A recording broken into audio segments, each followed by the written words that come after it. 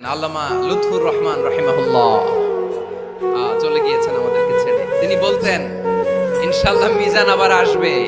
একটা মাহফিলে 10 লাখ 15 লাখ লোক হওয়া, এটা দুনিয়ার কোনো রাষ্ট্রপ্রধানের ইতিহাসেও নেই।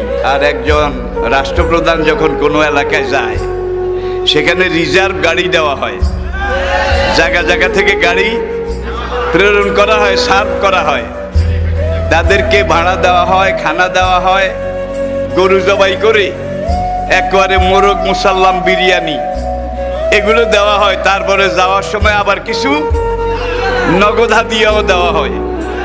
কিন্তু আমাদের মাহফিলে, আমার ছেলেদের, আমার সন্তানদের মাহফিলে যারা আসে, তারা নিজের খরচে আসে, নিজের খরচে খায়। সোজা কথা, সংক্ষিপ্ত কথা, চূড়ান্ত কথা, শেষ কথা, মিজান আবার আসবে, বিজয়ীর বেশে আসবে।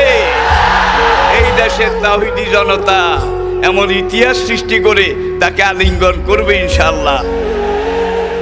হুজুর আমি তো আসলাম, আপনি তো আমাদেরকে ছেড়ে চলে গেলেন।